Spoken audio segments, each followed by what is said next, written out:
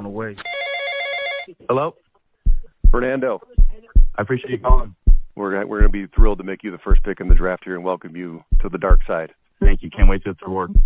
Hey, Trade. Clint Kubiak, congratulations. Thanks, Coach. How you doing? Hey, I'm great, man. Welcome, man. You can be a captain here, too. I know you've been a captain 3 different times. We need another captain here. What do you think?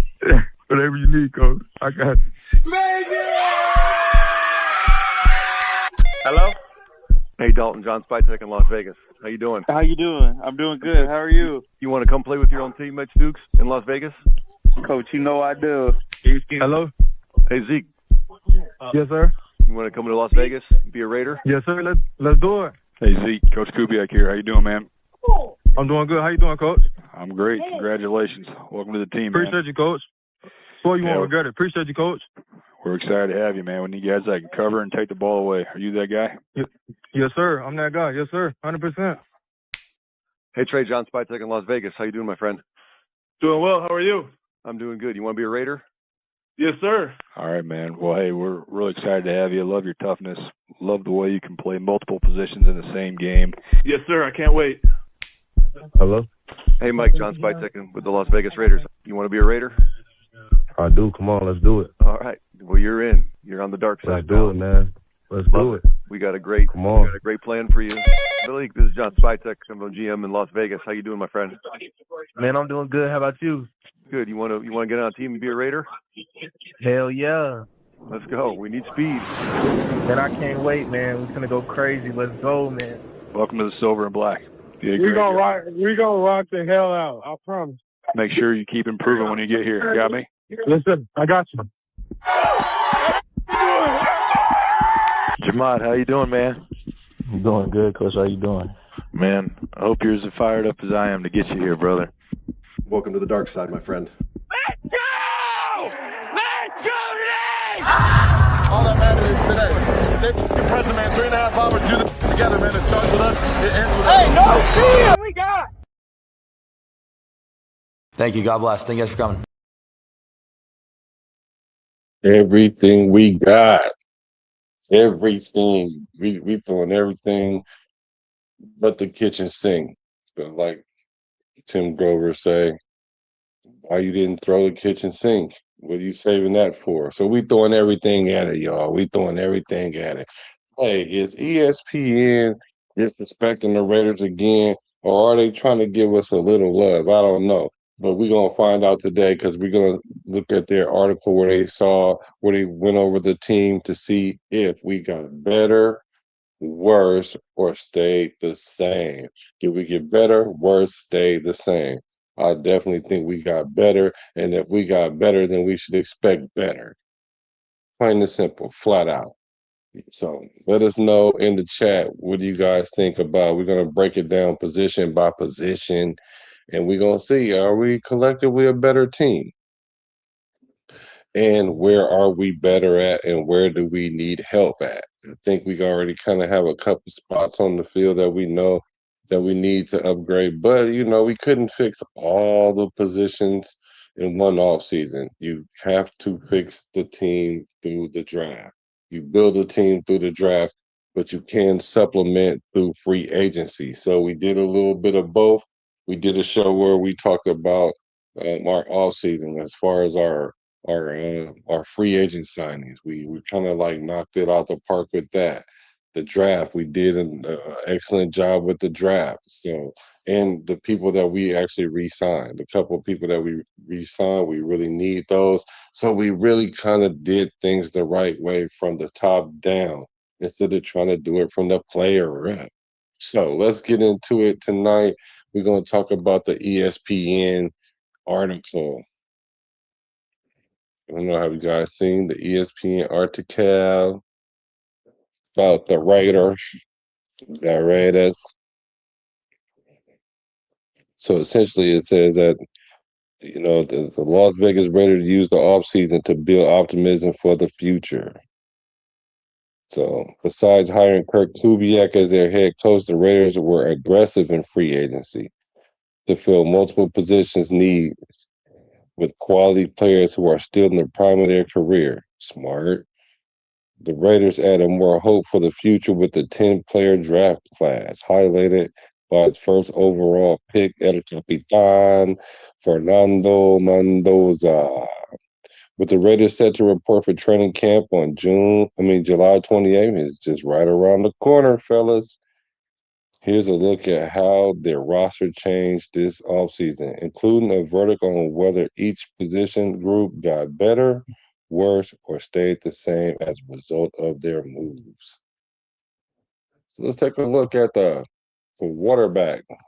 Black the quarterback, love talking quarterbacks. So this is who we got rid of. Geno Smith, he got traded to the Jets. I mean, like, you got to love it. We traded him, so we got some draft value. We end up getting Dalton Johnson for him. You can't tell me that that's not going to pay off. Dalton Johnson. I think, we got Dalton Johnson with that pick. I believe it was Dalton Johnson because it was either that or the trade we got for your boy. No, it was Dalton Johnson. Yes. We got rid of Kenny Pickett. We got a 1-year deal with Carolina, $7 million. But who we did add, we added Fernando Mendoza, the first round pick, the number 1 pick overall. Then we also got Cousin Kirk, on a 1-year, fully guaranteed $20 million deal that also contains a club option for 2 years at $80 million. And I was telling you guys about that club option earlier. If we are to bring him back next year, we will decline that club option and we will renegotiate his contract. So he probably would come in somewhere around the same 20 million, 25, somewhere in there. And this year we'll be on the hook for the whole thing. This year we're not on the hook for it because Atlanta paid essentially majority of his contract. So the Raiders have a short and long-term plan at quarterback. And if you guys know, that's kind of like what we've been doing all over the place. So it's kind of hard to gauge our team because what we're doing, we are trying to take care of some things in the short term, but a lot of the things that we're doing are long-term, like our draft. Many people may believe that we should have day 1 starters in our draft. Well, at least the top half of the draft picks. And I agree. I think we had day 1 starters that we had to. We could start Mendoza day 1 if we really had to, but we don't. I think Trayton Stukes is the day 1 starter. If we had to start Zoom, we could start him, but we don't have to. So we have that luxury to have some what I call year 2 starters. They could have been year 1, but they're year 2 starters. It says, so they have the Raiders have a short and long-term plan at quarterback, which is something they haven't had in quite some time. Pleasant allows Las Vegas to be patient with Mendoza and lessens the need to play the 2025 Heisman Trophy winner right away. The 4-time Pro Bowler has familiarity with Kubiak's system, and his experience could be beneficial to Mendoza's growth as well. Mendoza is the first quarterback the Raiders drafted in the first round since 2007, and rightfully so. In his lone season at Indiana, he threw for 3,500 yards, 41 touchdowns, 6 interceptions. That's you can't tell me, boy. That's nice. While leading his team to victories in the Big Ten and college football playoff national championship. Mendoza has shown he can be a good decision maker and handle high pressure situations. Of course, Mendoza has to adjust to playing under center, but it's not a task he cannot handle. So, they ask, did the Raiders get better in this position, worse in this position, or stay the same? Knowing who our quarterbacks were last year with Geno Smith and Aiden O'Connell and Pickett and who else we had on the squad. But either way it goes, we definitely upgraded at quarterback. I think our quarterback room has become if not the best, definitely top 5 in the NFL. I mean, without a doubt, top 5 quarterback room in the NFL. And that says a lot, being that we definitely were deficient at quarterback since Derek Carr left. And even then, the quarterback room was shaky because Carr really didn't have much competition uh, behind him. So I really think that we are better in this quarterback's position. Let's take a look at the running backs. Our notable subtraction is Zamir White, Zeus. You know, y'all had Zeus and Raheem Mostert. Yeah, I like Mostert, but he really didn't get a chance to show off his skills. I mean, they allocated him to the practice squad, not the practice squad, to the special teams. He returned a lot of kickoffs, didn't really get a lot of chance in, maybe because the coaching staff didn't like the fact that he wasn't in camp as much because of the birth of his child. Sometimes coaches can take that offensively, so that might have had something to do with it. We seen players that we felt that could have, played JPJ at center. But the people that we did add was Mike Washington Jr., our fourth round pick. I call him bad intentions. So Ashton Genty's rookie season might be considered underwhelming by most, which is I'm curious about that. So we're gonna break down Ashton Genty's year last year, and yet still finished with 1,300 yards from scrimmage, including 975 rushing and 10 total touchdowns. Las Vegas expected to have better coaching under Kubiak, and the offensive line should be improved as well. With that said, Genty has a strong chance to have improved numbers and consistent production in year two. Washington has the potential to grow into a second option in the backfield, as he has a nice blend of size and speed. At Arkansas, he rushed for over 1,000 yards with 606 yards coming after first contact and 8 touchdowns. Washington also totaled 28 catches for 26 yards and a touchdown, which is good because he can catch the ball out the backfield as well. Kubiak expects Genty to have a heavy workload, but that shouldn't take away from Washington playing meaningful snaps. He had reps with the second team and occasionally with the first team offense during the offseason program. So the question here is, in our running back room, did we get better, stay the same, or worse? Considerably better? Is that at the quarterback position or at the running back position? I think we got considerably better at both of those positions, actually. Absolutely got better at both of those positions. It's nice that we have a running back. It's nice that we have a running back that we can actually feel like he can really score. Like he can hit the home run. Like we can give him the ball and he can score too. So what that does is it makes the defense stay on their toes, straight on their toes. Because what happens is if Genty off the field, then the defense can breathe a little bit, relax a little bit. But if they do that and they give the ball to Washington, bad intentions, he runs violent, that boy get the ball, take off and run, and next thing you know, he down the field, 88 and out the gate. So I really like this addition. And then some people are thinking maybe Hemby. I'm not sure about that, but if that was to happen, then that's just only going to make it even better. So at the running back position, I think we definitely improved. Running back is much better. The running back room is much better as well, and this is an excellent point because we added a fullback. Yes, absolutely.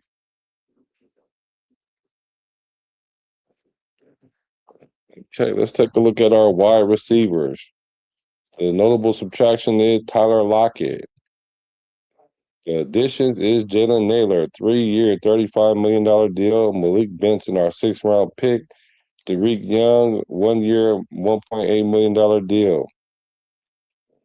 Okay, so Trey Tucker posted a career-high 696 receiving yards in 17 games played last year. The fourth-year wideout was on track to finish the year with 1,000 yards, but as the offenses continue to struggle, his numbers remain steady.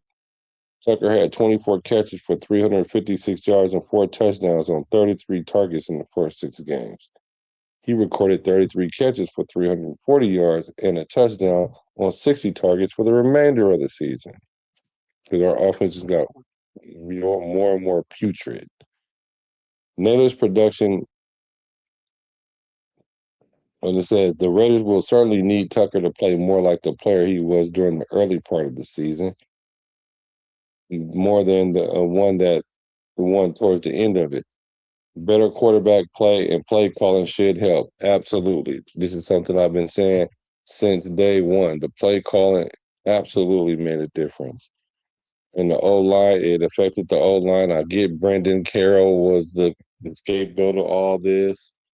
But if you're not, if you can't get on the same page with your offensive coordinator, for whatever the reason is, that's on the offensive coordinator because he's relying on what the O-line do. So his plays can't work if the O-line don't know what they're doing. And we know that Chip Kelly was out there calling plays that nobody knew or he hadn't even practiced. It came out in the reports he was sabotaging the team. So it was both. So we should get better quarterback play, and the play calling should help. Naylor's production improved during his final 2 seasons with the Vikings, establishing himself as a reliable third option in the wide receiver room. Now that he no longer has to play alongside Justin Jefferson and Jordan Addison, he can insert himself as number 2 or maybe the top wide receiver. Having 2 speedsters in Naylor and Tucker should benefit Cousins and Mendoza. There are question marks surrounding the rest of the group, though. Can Jack Bash and Dante Thornton improve after quiet rookie seasons? Bash, a second-round pick, looked comfortable down the stretch, but overall, he was underwhelming, finishing with 20 catches for 224 yards. Thornton's size and speed can be imposing. Those traits helped him be a shining star in last year's training camp, but his performance didn't translate in the regular season. Thornton had 45 yards on 2 catches in the season opener. He didn't surpass 30 yards in the game for the rest of the season. Even though Benson, a 6th-round pick in April's draft, looked good during the team's spring practice, he wouldn't be surprised if the Raiders try to add another veteran, whether in free agency or trade. And see, that's something that I was saying that we definitely need. We definitely need a veteran wide receiver. We need a veteran wide receiver because they'll know how to pull gravity towards themselves to create space for other players, for other wide receivers. I don't know who we're going to get. It's going to be kind of tough. I don't know. We don't know who's going to get released during camp or whatever. So maybe we can find somebody there like that. But overall, did this wide receiver room get better? You know, a lot of people wonder, why did we bring in Tyler Lockett? Why was Tyler Lockett here? And then Gino was throwing it to him. It's the Seattle connection. Well, when a quarterback is under a lot of pressure, he lacks confidence in certain receivers. And you can't just keep throwing it to Brock Bowers. You can't. So with the other receivers not being able to get open or he's not used to them, they brought in Tyler Lockett as kind of like a security blanket. And Lockett came in and did a couple things, and you can tell that they played together before.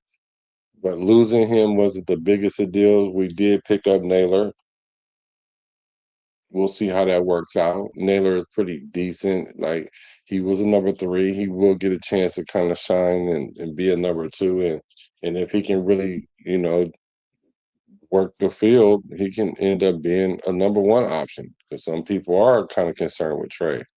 They say Trey is limited. He's just a speedster. And I'm concerned, and I'm really wondering how well he runs the route tree this year. Can he run other routes in the route tree? Can he be more like an Edelman? Can he be more like a Wes Walker? Where you could be a top target and you can get 1,000 yards, but then also force the defense have to pay attention to you so that way they don't have to, so they can't just simply bracket Bowers all the time or double team Bowers all the time. Can we use Dante Thornton on the outside to stretch the field? Because a lot of times we're using him to make sure the coverage stay true. He has to be on the field. Jay Besh, What is he going to do? How is he going to carve his niche into this team on offense? Those are questions that a lot of us want to know. But ultimately, the question is, did we get better at wide receiver? I'm personally going to say that one's going to be the same. And I'm going to agree with them. They said the same as well. I think our wide receiver room is the same. Uh, and I would even argue even last year because I think we had Jacoby Myers last year. We were complaining about he wasn't a true number one. Well, he would have been a true number one over here right now, and he'd have been just fine if we would have gave him the bag. We wouldn't have been in need like that. But it is what it is. He's no longer a Raider. So let's get to the tight end position. This position's pretty vanilla. It stayed the same. We didn't lose anybody. We didn't add anybody. So ultimately, it's going to be the same. And they said that the Raiders had no reason to make any additions at tight end. Brock Bowers was ranked the best tight end in the league by executives, coaches, and scouts, according to ESPN's Jeremy Fowler. Bowers is fully healthy after battling a knee injury last season, meaning his production will be reflective of his rookie season. His 112 catches, nearly 1,200 yards and 5 touchdowns, and maybe better. The Raiders are still waiting for Michael Mayer to break out. Me too. He had a career best 328 yards and 25, but he could do better. Given the questionable depth at wide receiver and Kubiak's effectiveness in using 12 personnel, Mayer, an unrestricted free agent in 2027, to make a meaningful impact in the passing game. Yeah, well, we need him to wake up. I mean, because we definitely he kind of like, he was mentally checked out. And I can see why McDaniels will have you checking out. I mean, I was signing the checkout papers, the release forms, and we got rid of them. And I was happy that we finally pulled the trigger on that. So I'm waiting for him to have a breakout season, like 300 yards is in. We need you to have like 500 yards. One touchdown is definitely not going to get it. Many people kind of felt like he was Brock Bowers for us before we got Brock Bowers. And you can compare him to a Brock Bowers until you see a Brock Bowers. And you can see the difference between the two. But we don't expect him to have Brock Bowers like numbers. But we do. I expect him to have 3 to 4 touchdowns. I think 5 touchdowns is underwhelming for Brock Bowers, me personally. I think he should be closer to the 10, 8, 9, or 10 touchdowns. Because if you let him get all them yards and he's not scoring touchdowns, that's a win for the defense. I mean, it looks good with him running up and down the field, but if he's not scoring touchdowns or getting us into the red zone and we punching it in with someone else, then it's kind of like bend but don't break. Allow him have the catches and the yards, as long as they don't score touchdowns. So let's see what you guys think about the wide receiver group. Ray Flores, what's good with you, brother? On paper, yes, and some of the media is buying into the Raiders. Yes. Wide receiver room is better, Webb says. That's interesting. The receiver group is retooled. Yeah, they kind of retooled them. Tight end position the same if we can keep our guys. Yep. The youngsters have improved and the acquisitions outweigh the loss. Facts. Tight end is pretty much the same, but better coaching should improve their productivity. Absolutely. Absolutely. I agree. Let's get to the O line. This is the position that I think we have to really, really pay attention to on the offense. So on the O line, the people that we lost was Dylan Parham. He ended up getting a 2-year, $16 million deal with the Jets. So he went with Geno and the Jets. Stone Forsythe, he even got him a $2 million deal with the Panthers. and Alex Kappa was released. Now, who did we get?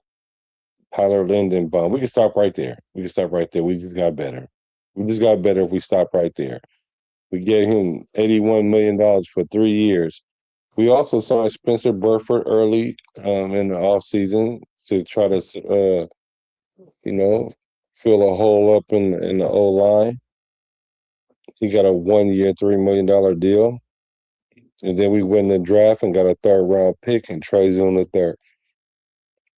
So that's Trey. Trey Zoom the third.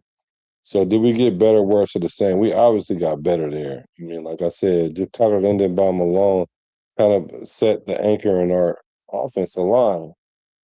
Well, set one anchor because we got two of them. We got a yacht. We got a yacht. You got to have what? Two anchors. So the Raiders struggled in the trenches were a large part of their issue last season. The unit should be much better this time around. Left tackle Colt Miller and right guard JPJ are healthy after sustaining season-ending ankle injuries. Las Vegas made Linderbaum the highest-paid center in NFL history, but it was a necessary investment. With Linderbaum in the mix, the Raiders' rushing attack should look vastly different. Facts. There are still concerns about right tackle and left guard. DJ Glaze have been a stable presence up front, starting in 31 to 34 games in 2 seasons at right tackle. But last season wasn't great for Glaze, who allowed 16 sacks and 70 pressures. You feel me? That's doing too much, my bro. Bro, you need to tighten that up. Burford understands the wide zone scheme that Kubiak likes to use. Also, his athletic ability best suits the Raiders' new system. He was benched by the 49ers ahead of the postseason in 2023. He held a reserve role for the Niners in 2024 and then started 9 of 11 games last season. The Raiders will need better production from Burford, who has the upper hand to start at left guard. At the same time, the door is open for Zoom and Rodgers to beat Burford out as a starter. So it looks like Burford is on the hot seat with his 1 year deal. I mean, a lot of people are high on Zoom. I'm high on Zoom as well. He's one of those players I was calling a year two starter for sure. He might not start this year, but when he get in, he probably is not going to come out, and he's definitely going to start next year. But we got to see what we have in Carlos Rogers, right? I mean, Caleb Rogers. I mean, people have been talking really, really good about him. We're going to see how he performs in camp. And then Glaze. I mean, Glaze has been out there. He's been consistent. That's the good thing about it. He hasn't been getting injured, and he's pretty consistent. But, I mean, we need him to produce. This is where our other third rounder comes in, Grant. Charles Grant, he comes in and he decides to, make a stake on that right tackle position. Kind of think this coming into the beginning of the offseason, I thought so. But then it was quieted down a little bit. But I understand that if you don't hear about him in camp, then it's going to probably be all DJ Glaze. But I'm hoping to see that there's a real competition there. It's easy for us to say all this. Yeah, it is. This is not a question, but how much better? Yeah. Easy for us to say. Yeah, for sure it is. Definitely easy for us to say. So overall, did our offense get better? Because we're gonna go do the defense as well. Is the offense better overall? I would say yes. And not only that, we have a young signal caller. What we needed was fresh plays. We need a fresh, young offensive mind. And that's what we have. I think the running game is going to be significantly better. It's going to all but be by proxy of the O-line being better. And then we got a quarterback that's just capable. Granted, barring that if he doesn't run into a wall at 37, but I don't think so. I don't see that from Kirk Cousins. You can usually tell when quarterbacks are starting to age out, and Kirk Cousins isn't there yet, in my opinion. So tell me what you guys think. Do you guys think the offense has gotten better this year? How much better do you think it got better? Like Webb says, it's not a matter of if they got better, it's how much, right?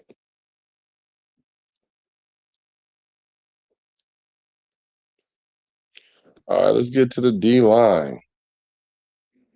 The notable subtraction from the D line. Leaky Fotu. He got him a 1-year deal for $1 million with the New York Giants. And the people that we did add, Brandon Cleveland in the draft in the 7th round, and we went and snatched up Benito Jones 1 year for 1.62 from Miami. The Raiders didn't make any significant moves on the D line, which is Rob Leonard's position. By switching to a 3-4 defense under the first-time defensive coordinator Rob Leonard, the expectation was that the Raiders might add a nose tackle. Fortunately for the Raiders, Adam Butler has played multiple spots on the defensive line, including nose tackle.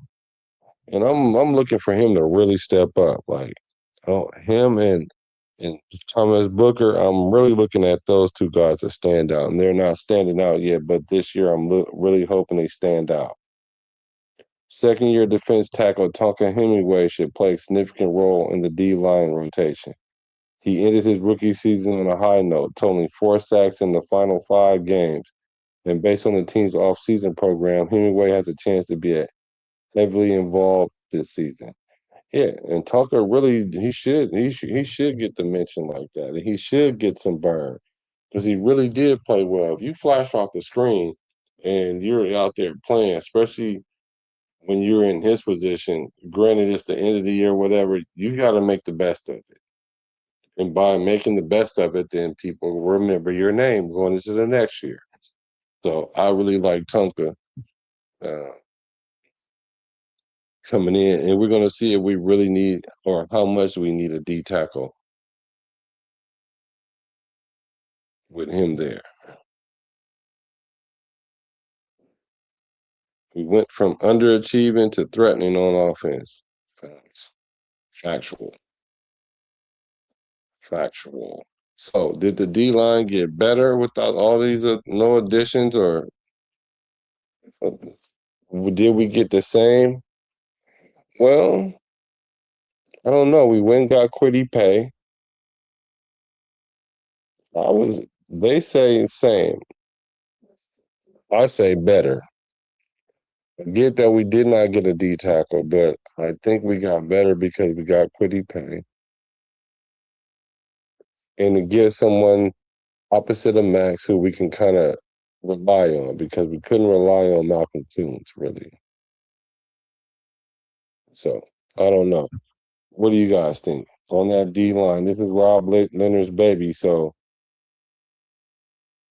they have the interior D line because they got the edge rushers. Okay, so just the interior D line. Then I'm gonna say we did stay the same because we really didn't change too much. So I will say it's the same. My apologies. So let's go to the edge rushers though. We did get rid of Tyree Wilson. We traded to the Saints. And the people we did snatch up was Quiddy Pay, 3-year, $48 million. We gave him the bag. Keyron Crawford, 3rd round pick, mental reps. That's what I call him. So Max Crosby came back. Even though he technically didn't leave, the Ravens backed out of a verbal trade agreement that would have sent the all-pro Reds edge rusher to Baltimore, and he returned to Las Vegas with more help on the edge. Paid total 30 and a half sacks in 5 seasons with the Colts, including 20.5 in his final 3 years. Las Vegas has also re-signed Malcolm Koonce to a 1-year deal. Koonce is more than a year removed from his knee injury that caused him to miss the entire 24 season. The added support should allow the Raiders to manage Crosby's snap count to support his longevity while improving the team's pass rush efforts after previously being inconsistent in pressuring quarterbacks. So, they said, did we get better, worse, or the same? I said we got better. Absolutely said we got better there. Like I was saying before, we got better there because if we are able to get Max off that field to preserve him a little bit, not that because I think he's just bad goods. I just think that we can prolong him now at this point because at this point he held the fort down until we were able to get him some help. Now we essentially built our defense thinking that he wasn't going to be there, and so building it, it would have been at the level that it would have been at, which I think would have been at the bottom still. It wouldn't have been middle of the tier defense, but it would have been a starting point, a launching point for us. But bringing Max back now, that makes us at least a middle tier defense. Because when he's around, when Max around, we have middle tier defenses. 23 and 24, I think we were middle tier. We could have been middle tier in 25, but the offense couldn't the offense couldn't keep the defense off the field. So consequently, midway through the season, the defense just lost it. They probably lost energy, probably lost morale. They just had no morale. Just tired of being on the field, get turnovers, the team turn it back over or go 3 and out. Can't score more than 14 points. You can't win games scoring 14 points or less. It's not going to get it done. Some of our ends are kind of light for me. 3, 4, that worries me a bit, but I think we are solid enough to know. Okay. Edge is better. I agree.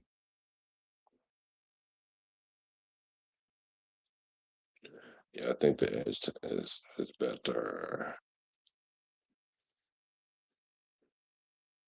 Linebackers. Let's get to the LBs. The subtractions with Jamal Adams, Landon Roberts, Devin White. The additions was Quay Walker, 3-year, $40 million deal. Nakobe Dean, 3-year, $36 million deal. So we relying on Quay a little bit more than Nakobe. He said, this is one of the roster's most improved position groups. The Raiders use free agency to solidify their starting linebackers for the next few seasons, and Walker and Dean. Both players should improve the Raiders' run defense. Walker, in particular, provides versatility to play as an off-ball linebacker or line up on the edge as an outside linebacker and blitz the quarterback. Dean's injury history with the Philadelphia Eagles is a bit concerning. He also didn't participate in OTAs and minicamp due to an undisclosed knee injury. Kubiak, however, doesn't think it will hinder Dean during training camp. So here's the thing for me. They say, did they get better, worse, or the same? What do you guys think about that one? Better, worse, or the same? Now, for me, losing with Jamal Adams, Roberts, and White, I liked how they played, honestly. I liked how those linebackers played. I think they played pretty good, actually, all things considering. I think they did what was asked of them. I don't know if we got better, maybe on paper, but I don't know. That's just contingent on the injury bug not hitting the Kobe Dean. I think we're very thin at linebacker. Yeah, no depth. I kind of think this is the same. I liked our linebacking core last year. I personally think this is the same. I think the ceiling is higher for this linebacking core, but the way I think they're going to actually perform, I think it's the same. Let's see. See what you say, Webb. Said LB is tough on the judge, probably because I know little about the new guys. Okay. That's fair. That's fair. Yeah, I didn't know a whole lot about him either, and I went to go kind of look at what was going on with him, and then once I hear injuries, and it's not just the injuries because NFL is an inherent dangerous sport. It's the type of injuries. That's what I look at, the type of injuries you get. Like Colton Miller and JPJ getting ankles and high ankle sprains, and that if that happens, that's probably the best that you could for when it comes to lower extremity injuries for your linemen, even wide receivers, anybody really, is those ankle sprains, whether it be low or high, preferably not high. Excuse me, preferably not a high ankle sprain. But I don't know. I think our upside is better with these guys, but I just think that we're not going to get all the games out of these guys just because of the history. So I would say this one, like you say, well, this one's hard to judge, but I'm going to say this one stayed the same, in my opinion.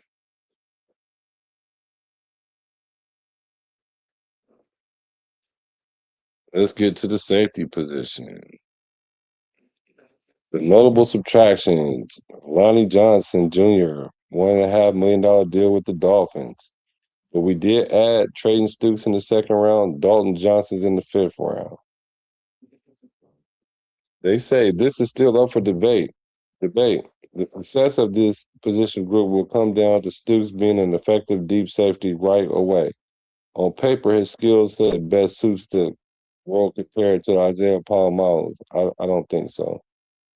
It's a matter of Stukes translating to the next level.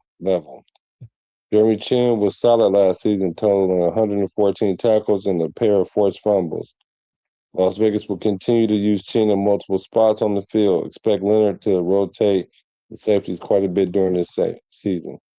I think they gave this a same grade, like for better, for worse, or the same. They say the same. I say this is the position I really think is greatly improved. I think we improved in the safety position because we didn't have any free safeties. That's why Polamalu was out of position. So we went and got somebody in Stukes that could play true free safety. So he's already a better fit than Polamalu. Polamalu is more of a box safety like Chin. Him and Chin plays similar. Now, that how do they both work at the same time, coexist at the same time, and maybe in the dime? Maybe like we'll be in the dime in like a 3rd and 5 where we're not sure if they're going to throw it in or run it. Maybe like a 3rd and 4 or something where we don't have to rely on maybe a deep pass so much, and then still have Sticks back there with 6 DBs on the field at one time. But I think a lot of people are sleeping on Dalton Johnson. They got to be because we're not all sold in on Stukes, and Stukes is going to be the day one starter for sure. We went and got him to start. That's the pick. We definitely went to go get him to start at free safety, and Dalton Johnson gives him the leverage to play in the nickel. Yeah, they're both on the field. Now, do I think Dalton Johnson's going to get some playing time initially? No. But I'm not really so sold on starters. Remember, I said I'm more concerned about packages. Let's see who plays how in certain packages. If this package have a certain player in it, if Dalton Johnson plays well in this package, then look for him to be in certain packages, certain down and distances, or certain schemes, or certain ideal matchups. So for me, I think this was definitely an improvement because this was a detriment of our defense last year. I really like Palomalo, I really like Chin, but they're box safeties. We don't need them. We don't need them playing cover 3 because they're going to get beat, both of them, in coverage. And I think Palomalo have better coverage than Chin. That's why Palomalo ended up playing free safety. So Webb say at safety, we didn't really lose anybody. So yeah, our acquisitions improved that room quite a bit. Yeah, we didn't really lose nobody there. So how could we stay the same when we added people? Facts. So I give that a better. I think we definitely improved in that safety position.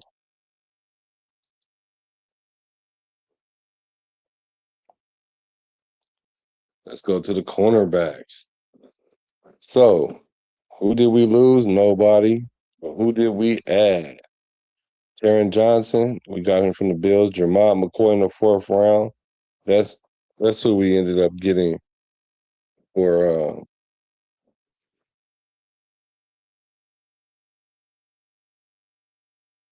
Tyree Wilson. So we got McCoy, Hezekiah Masses in the 5th round. Okay.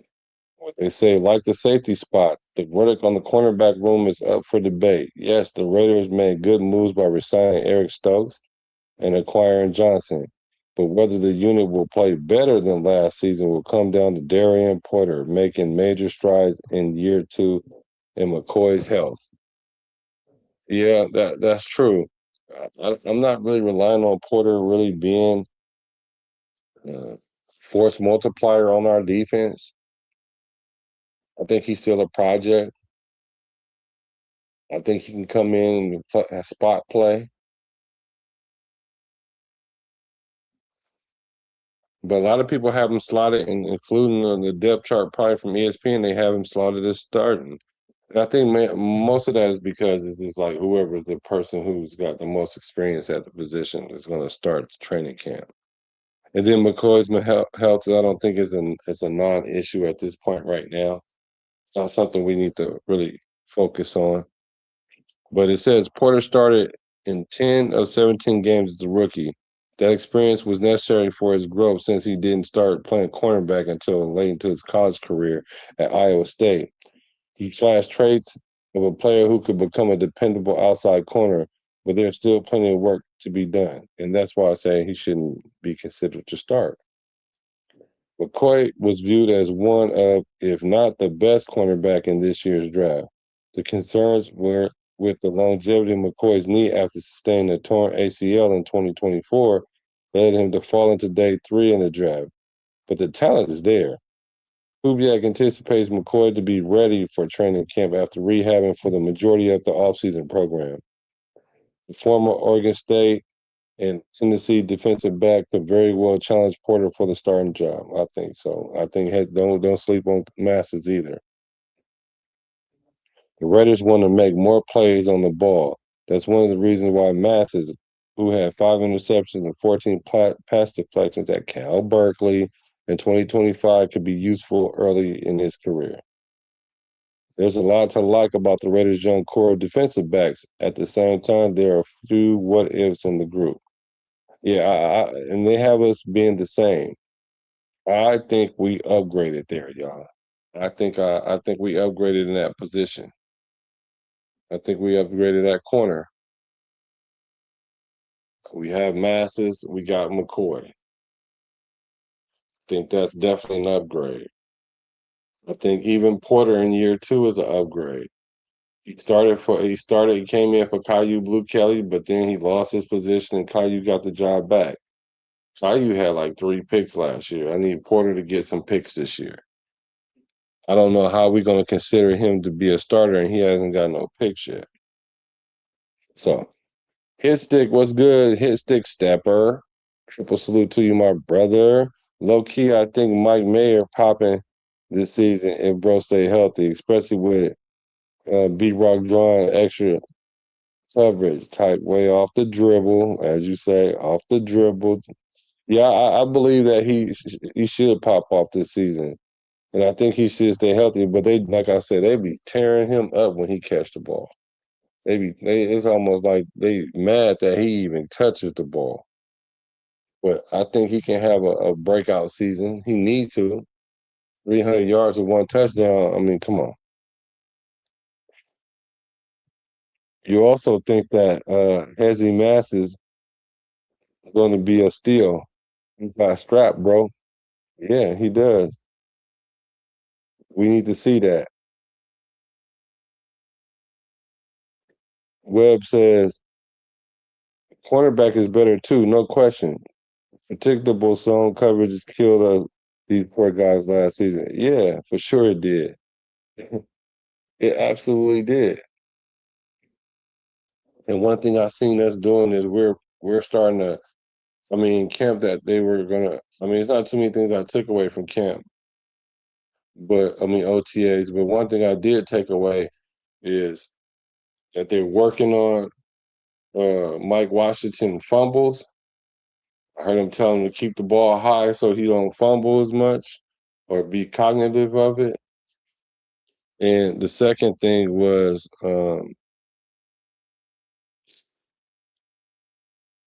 what's the second thing? Oh, that we're gonna get takeaways. That we are emphasizing takeaways. So Mass is gonna definitely give us that ability to get takeaways. That's what we brought these guys in here. Stoops, all these guys. We brought these guys in here to take the ball away. Our three pillars. Don't give up the big play, stop the run, and take the ball away. So I think our defense is better this year, I think, on paper so far. But the thing is going to kind of make it difficult. We're going to a whole new scheme. We have almost essentially like new players everywhere. We wonder how we're going to scheme Max in the 3-4. Max had the first year Patrick Graham came to the Raiders. We ran the 3-4. I think Max had 14 and a half sacks in the 3-4. I just think that if we can just start, if we let him Max ball out, and he don't have to get the stats all the time, because like I said, he can disrupt the game without getting a stat. He can disrupt the game without getting one stat. Like during a drive, he could really affect the drive and not get one stat. And that's where the Keyron Crawford's got to come in at. That's where the Quiddy Pay's got to come in at. That's where the Adam Butler's got to come in at. Those guys got to step up. Booker, step up. Kuntz, step up. If some players step up, then it's going to make this a hard defense to deal with, because we're predicating is creating pressure. Because if N'Kobe Dean and Quiddy Pay is adding pressure to the quarterback, we know that the quarterbacks are going to try to get the ball out fast. So the defenders, we don't have to guard them all day. Guard them long enough for them to quarterback to make pressure decisions, similar to how teams did us with Geno Smith. That's why Geno had so many interceptions. Partially in part because the play scheme, the routes that the wide receivers were going on almost really was predictable, and we had no checkdowns. But the fact that we couldn't block, they were stunting us all year long and was creating nothing but pressure. It forces the quarterback to throw the ball or make decisions faster than he would like to. That's what our defense needs to do. Our defense needs to create pressure, have the quarterbacks throw the ball like blow dicks and overrated Justin Herbert. And we need to get to Mahomes now that he's not as mobile. But they're going to be relying on the run. And that's why our defense is predicated on stopping the run. Because if we can stop the run, then we can create pressure. Okay, you say Porter got a strapping coverage. Bro just needs to stay in the lab and work on his tracking to be more physical. He nice. You guys are seeing that. I'm not sold on it yet. I see that he is physical and will tackle. I do like that. So I'm with you on that. But my jury is still out on Porter. I just don't see him being ready yet. I just see if he comes in and he can beat out like a Masses, even come in and play some nickel and beat out like a Dalton Johnson, and if I'm thinking he got to beat out DCAM.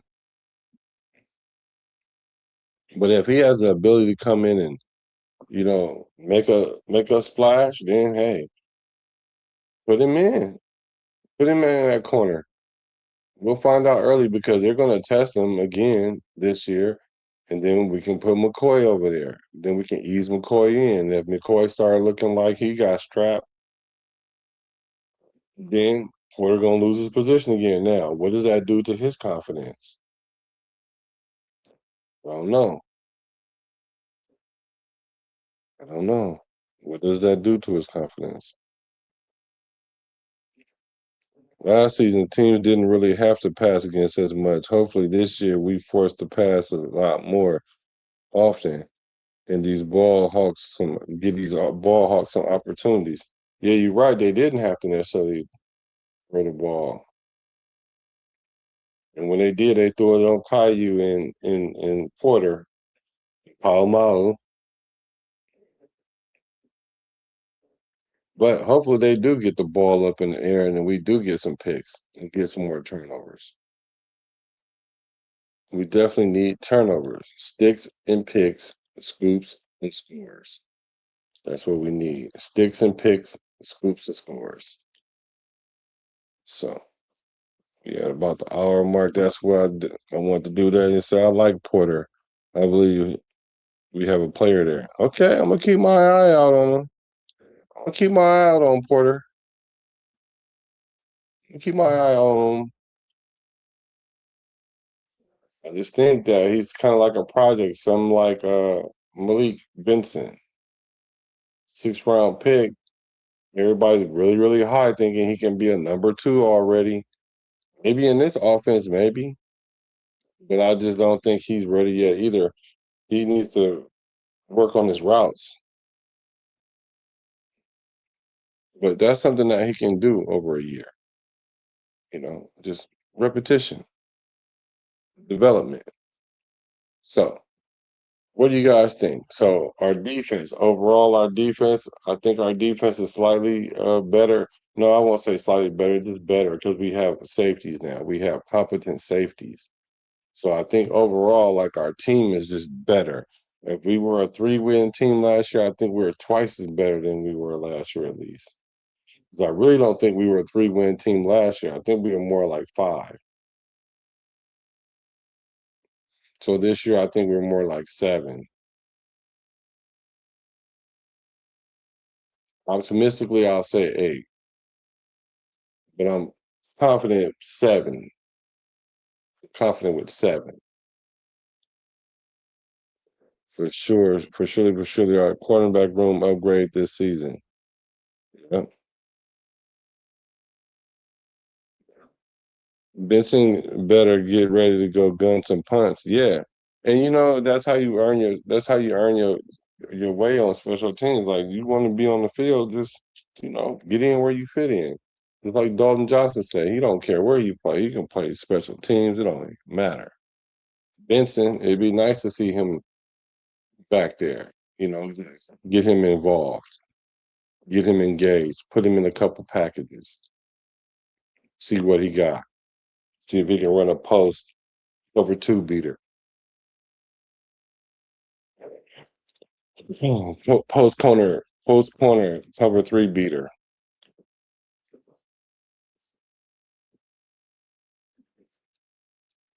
Let's see what else we got here. So, did we improve in special teams? This we don't know. This I don't know. I don't think we'll know that. Well, I won't know it until camp. Because as bad as our kicking game was, it was just inconsistent. Well, it wasn't even necessarily inconsistent because it just kept going down. I don't know what was going on with my boy. My boy got the bag and just got comfortable. But him at his worst, is he better than Matt A with the G being silent at his best? Is it Tokyo Toe? I mean, he's a college kicker, so we don't know really his strength. He was pretty accurate for what they asked him to do. So can he kick 56, 57, 58, 59 yarders?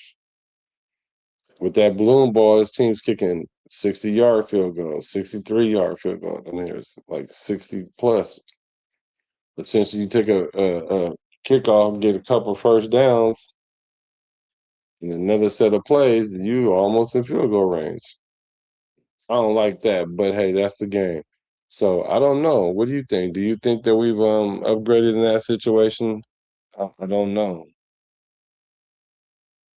You return men? Yeah, exactly. They don't. I don't like that they took away the kickoff. I mean, I don't think it was that violent. I mean, it was that. Sure, the wedge buster, if that's the person that they're really trying to protect. Yeah, I do want to see the Toto. I want to see the Tokyo Toe. Because I think that I would have liked to see Carlson come back and definitely take a pay cut. He did boot that 60-yarder that he put all his toenail into that one against Kansas City for us to win. So I would have. I'm just not sold on either one of the kickers yet. But the Tokyo Toe might prove me wrong. Matt Gay might prove me wrong. I'm just not sold on either one of them yet. So put your comments in the comments. Thank y'all. Hit the like button. Hit the like button on the way out. Don't be a fair raider. This is the Bart show. The Bart train. Wasn't that many of us tonight, but it's the like I said, whether it be 1, 3, 300, whatever. Love being with the faithful. So thank you for hacking into the show. I appreciate your love. I appreciate your loyalty. There's only one nation, and that's the Raider Nation, all day, every day, because I'm a Raider now. I'm a Raider, from the Bay to LA to Las Vegas. Recipes to Al Davis.